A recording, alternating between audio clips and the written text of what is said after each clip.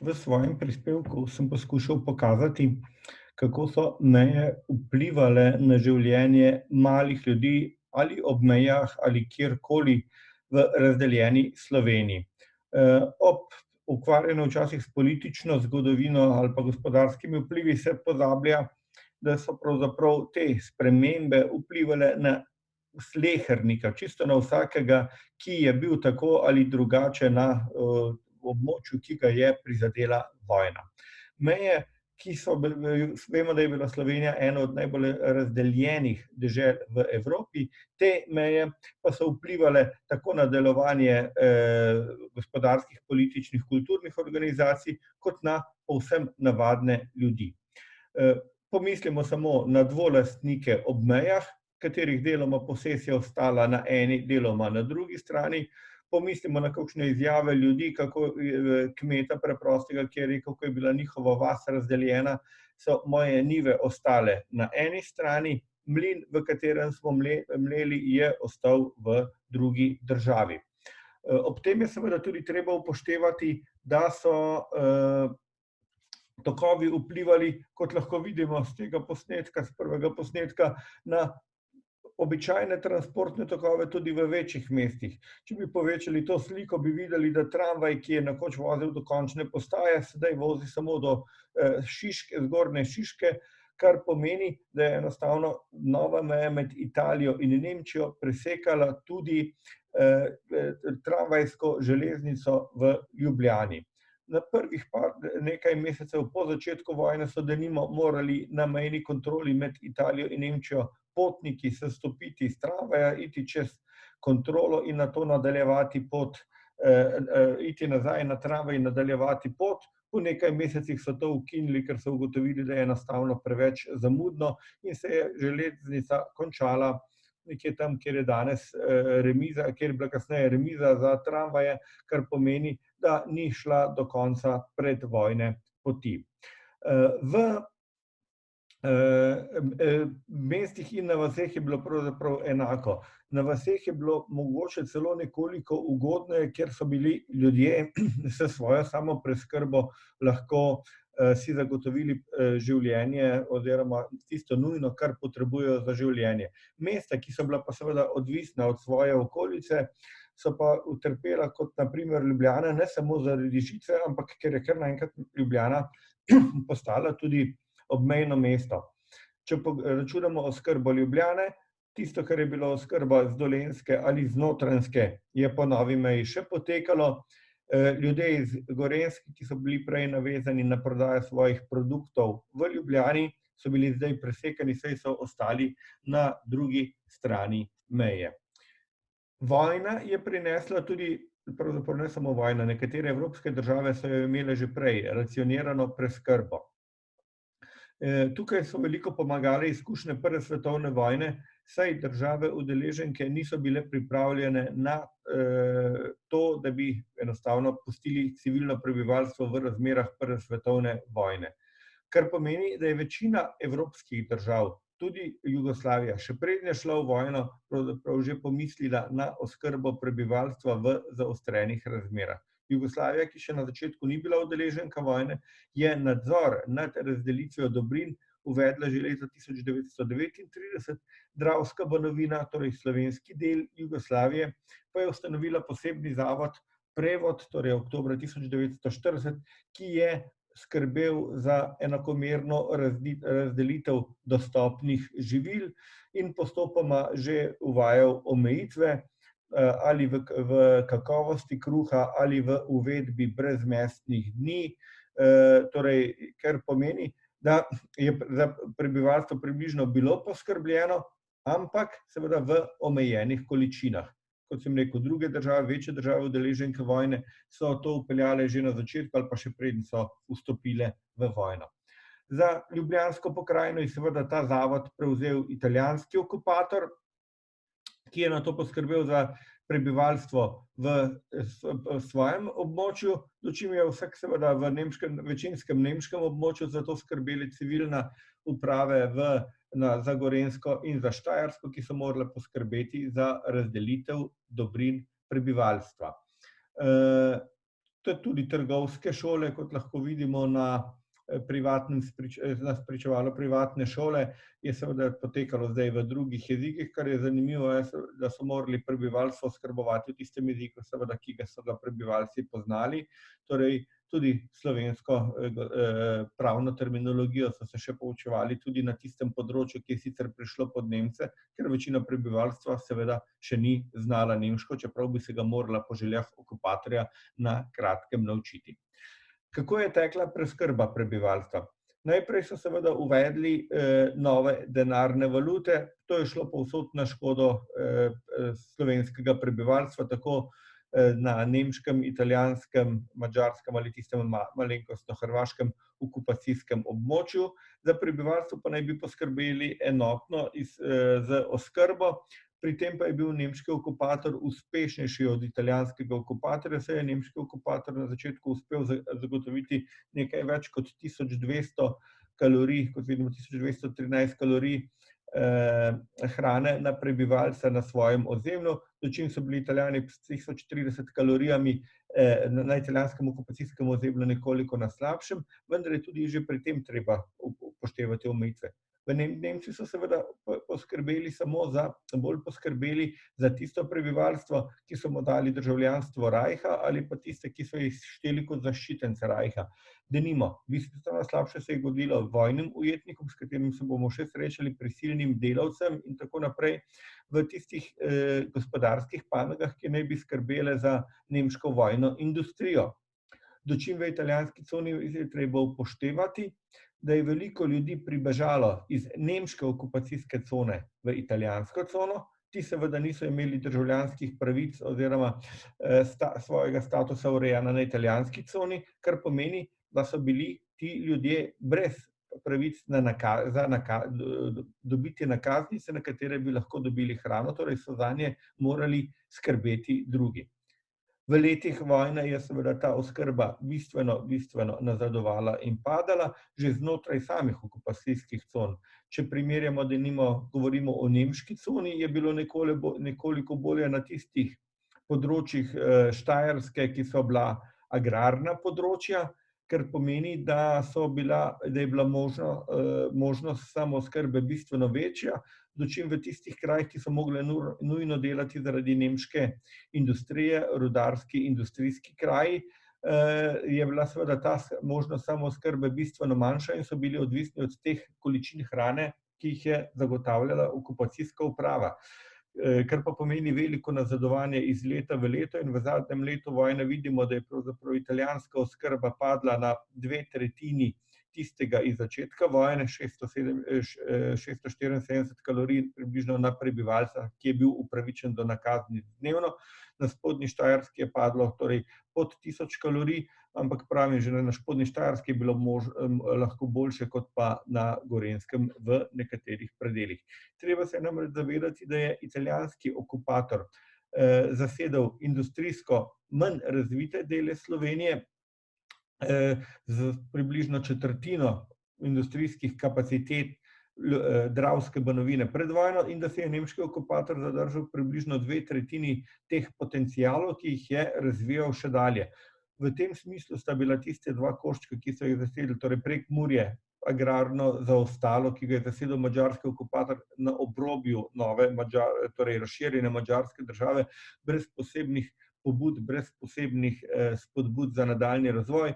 Tistih nekaj vasi v hrvaški lasti pa tudi pravzaprav agrarno zaledje Zagreba, ki je mogoče Zagrebom dobil možnost oskrbe nečesa, vendar so morali poskrbeti tudi za svoje prebivalstvo. Če torej govorimo o tem, kaj je kateri okupator dobil, je torej nemško okupacijsko ozemlje z več kot 2/3 teh industrijskih zmogljivosti poskušalo iz tega iztržiti največ.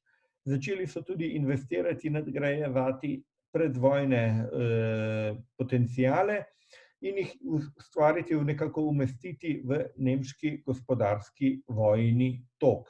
Tako so predvideli tudi posamezne investicije, ki so bile še po vojni na to aktualne. V Strnišču pri Ptuju vidimo na posnetku tudi taborišče, kjer so prebivali delavci, kasneje vojni ujetniki, torej prisilni delavci, v tovarni aluminija in glinice, ki je bila vezana na dobave surovine iz nemške zaveznice Madžarske, torej boksita iz Madžarske, in ki naj bi dajala na to kovino material, surovino za tovarno, ki so jo razvijali v Mariboru, tovarno letalskih delov, iz katere se je kasneje razvila seveda avtomobilska industrija v Mariboru. Kot sem rekel, vezane so bile na surovine iz zaveznice Madžarske in na ugodno lego ob Dravi, kar pomeni, da naj bi hidroelektrarne, ki so jih začeli razvijati že pred drugo svetovno vojno, pospešeno gradili, da bi dajale dovolj električne energije za obratovanje novih predvidenih gospodarskih objektov, ki bi šli v korist nemške vojne industrije. Na začetku, denimo so v tem obratu v Strnišču pri Ptuju nekaj poskušali delati z domačini, ko je bilo vse več domačih fantov vpoklicanih v nemško vojsko, so morali ta izpad delovne sile nadomeščati z ujetniki, vojnimi ujetniki, no pri teh je bila že prej omenjena prehrana bistveno slabša, bistveno manj so dobili kot povprečno civilno prebivalstvo.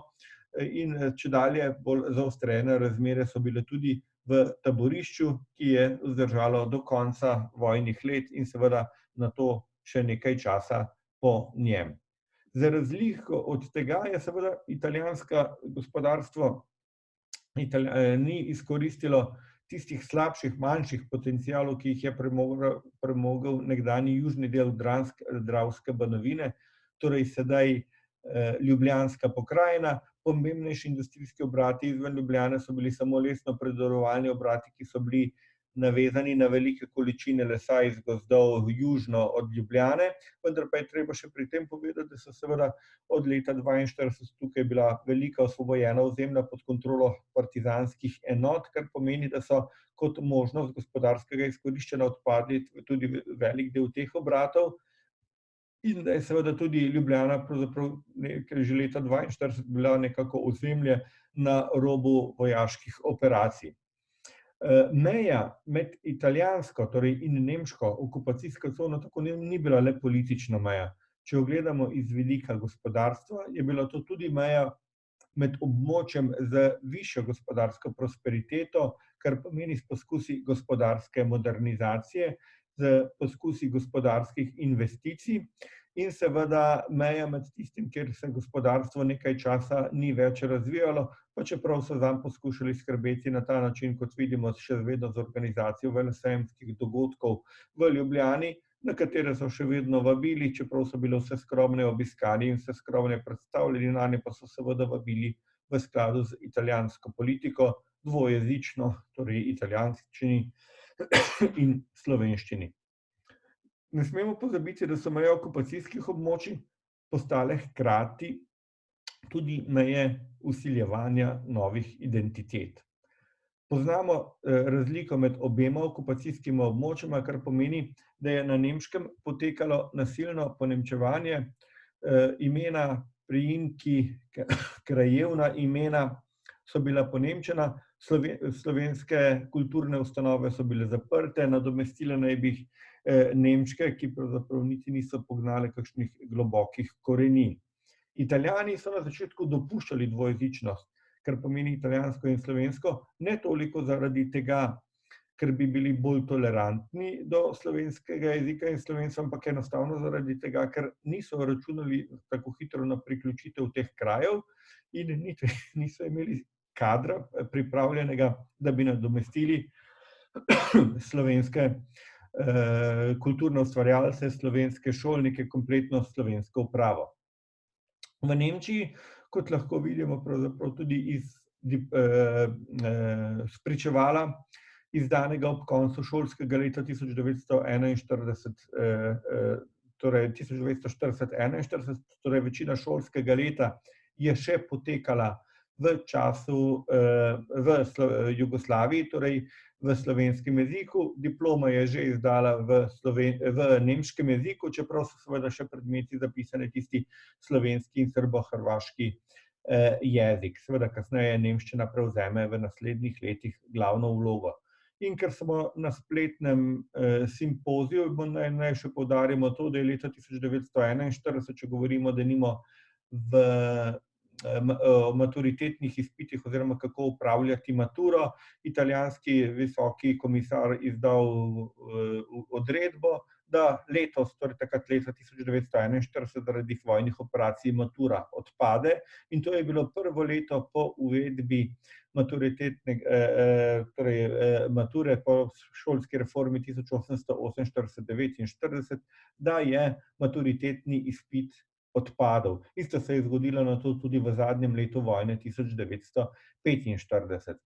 Nove okupacijske meje so tako postale meje novih uradnih jezikov, kar pomeni slovenščina in italijanščina v južnem delu bivše Dravske banovine, nemščina v severnem delu bivše Dravske, torej na Štajerskem, Koroškem in Gorenjskem, madžarščina oziroma nek poskus mešanice v Prekmurju in hrvaščina v tistem področju, ki ga je okupirala NDH. Velike so bile razlike torej v delovanju kulturnih ustanov, kot sem omenil, v Ljubljani so lahko še delovale v slovenskem jeziku, seveda denimo časopisi ali pa revije so dobile tudi letnico fašistične oblasti zraven. Cenzura je bila močna na obeh straneh, ampak slovenščina je seveda po svoje še vztrajala. Pravzaprav tudi na nemškem območju. Zakaj? Zaradi tega, ker enostavno ni bilo dovolj kadra, da bi na vse nadomestili. Denimo v šole so Nemci pripeljali na hitro izšolane učitelje iz Štajerske ali Koroške, ki seveda niso imeli pedagoških sposobnosti in seveda tudi niso mogli najti nekega pravega stika z domačimi otroci, ki niso razumeli nemščine. Nemci so na hitro uvedli nova imena krajev, nova osebna imena. Če pri osebnih imenih priimkih lahko rečemo, da se je malce izgubila pestrost, zaradi tega, ker so seveda sedaj bivše, posorodna imena dobila eno ime, in vsi so mogli seveda dobiti nove karte, nove osebne dokumente, na katerih so bile ta imena in priimki. Tako da so bivši slovenski Štefani, Janezi tako dobili tako ali drugače različna imena in so, če bi se peljal 100 kilometrov daleč, so bivši soimenjaki imeli po 3-4 različna imena po novem. Da se tudi nemščina ni mogla popolnoma uveljaviti na nemško okupacijskem območju, pravzaprav po svoje dokaz dvojezični časopis Karavanken-Bote, ki je začel izhajati v Kranju, če rečemo uradno nemško glasilo. Najprej so bili izdane dve številki, dva izvoda, slovenski izvod in nemški izvod, kasneje v času pomanjkanja ga je nadomestil en izvod časopisa Karavanken-Bote, deloma v slovenščini, deloma v nemščini. Prevlada slovenščine v zadnjih letih vojne pa je bil po svoje dokaz, da se nemščina v tem kratkem vojnem obdobju niti ni mogla razveljaviti, ne glede na to, s kakšno prisilo, s kakšno silo, s kakšnimi tendencami jih je poskušal nemški okupator uveljavljati.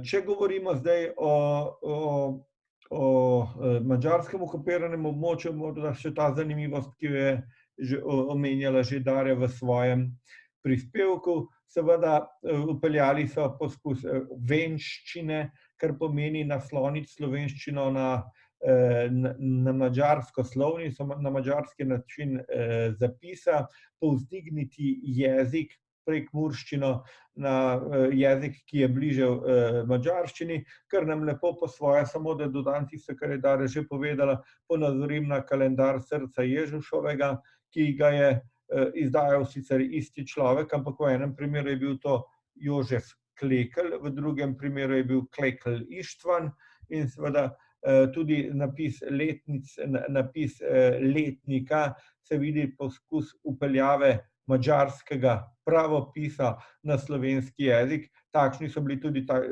časopis, ki ga je Darja že omenila, ki je izhajal v Murski Soboti, in ki naj bi kulturno vzdignil in poenotil Prekmurce, da bi bili bližje Madžarom, ampak tudi to je vprašanje, koliko se je prijelo oziroma se ni prijelo, ker so seveda vojne razmere prekratko trajale, da bi pustile dolgoročne posledice.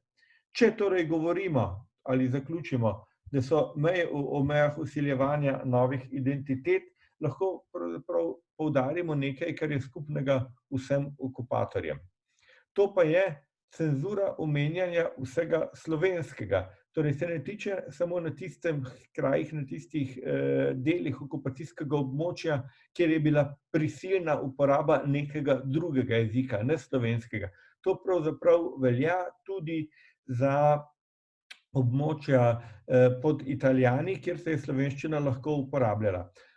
Vzemimo kot primer dve naslednji točki cenzure, ki sta obedve v isti gledališki hiši, torej v Narodnem gledališču v Ljubljani.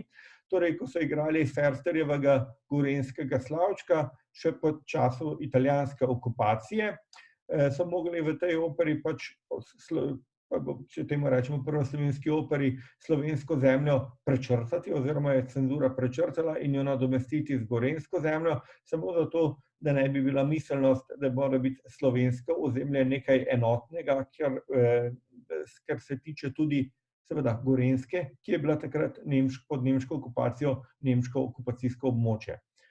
Ko je po kapitulaciji Italije nadzor nad tem ozemljem prevzela Nemčija, je bil v vzporedu v jeseni 1944 tudi Linhartov Ta veseli dan ali Matiček se ženi. No, mimogrede povedano, skoraj da istočasno je bil ta Linhartova predstava igrana na dveh slovenskih odrih, torej v Ljubljani na odru Narodnega gledališča ter v Črnomlju na odru takrat ustanovljenega Slovenskega narodnega gledališča na osvobojenem ozemlju, torej na prvem slovenskem gledališču državnem, ki je imel tudi v imenu besedo slovenski, torej Slovensko narodno gledališče. Razlika med njima je seveda bila, da je bil v Ljubljani Linhartov Ta veseli dan igran v cenzurirani varianti in da je bila iz tega prečrtana postava, ki bi jo takrat lahko Nemci, seveda so jo čutili kot žalitev nemštva, čestitljiva gospoda, vem sicer, da se po novih postavah pravica smele po nemško iskati, v predstavi v Črnomlju na Slovenskem narodnem gledališču seveda ta stavek ni bil črtan in so igrali Linhartovo celotno varianto.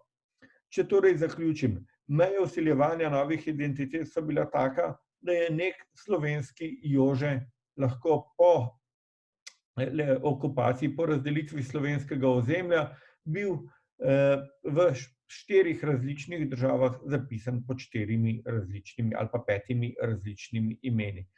V območju Ljubljanske pokrajine, torej tisto, kar so Italijani okupirali leta 1941, je še vedno ostal Jože. Nekdanji slovenski Jožeti, malce starejši, so bili za Rapalsko mejo, torej na oni strani, torej stare kraljevine Italije, že prej Giuseppei. Na tistih vasicah najdemo, ki so bile priključene NDH-ju, najdemo seveda zapis imena Josip, dočim so bili severneje, torej na nemško ali pa madžarsko okupacijskem območju, to Jozefi, Jozefi. Ampak po koncu vojne, po letu 1945, z odlokom, ki je razveljavljalo vse odloke okupacijskih oblasti, so zopet vsi postali Jožeti. Za razliko od tega meja vseljevanja novih identitet, ki ni pustilo trajnih posledic, lahko rečemo, da so nekoliko bolj dolgoročne posledice tudi po koncu vojne pustile posledice, ki sem jih že prej omenil, tistega razdvajanja po gospodarski modernizaciji in stagnaciji, kar pomeni, da je še vedno severno ozemlje Slovenije nadaljevalo s tistimi investicijami ali pa tistim gospodarskim razvojem, ki je bil deloma pospešen, deloma začet med drugo svetovno vojno, da južni predeli pravzaprav pa teh spodbud v času vojne niso dobili. Meje vsiljevanja novih identitet pa so padle in pravzaprav slovensko ozemlje, ker so se Slovenci čutili Slovence, vemo, da se je po drugi svetovni vojni razširilo še malce bolj proti zahodu na račun Italije. Hvala.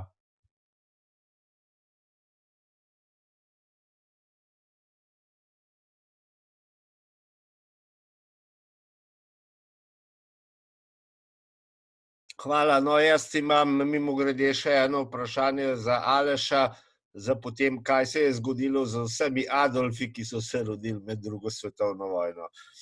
Pravzaprav je zelo zanimivo vprašanje, na katerega priznam, da nisem niti pomislil. Lahko bi pa samo malce špekuliral.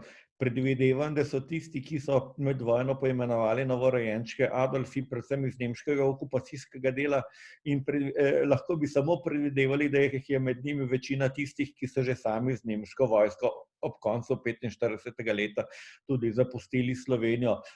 Ne poznam pa iz povojnega časa nobenega takšnega ukrepa, oziroma mislim, da ga ni bilo, ki bi odrejal nova imena, kako morajo biti imenovana. Poznamo pa pač seveda tisto splošno zakonodajo, da so izničeni vsi odloki okupacijskih oblasti, kar pa je avtomatsko za vse veljalo.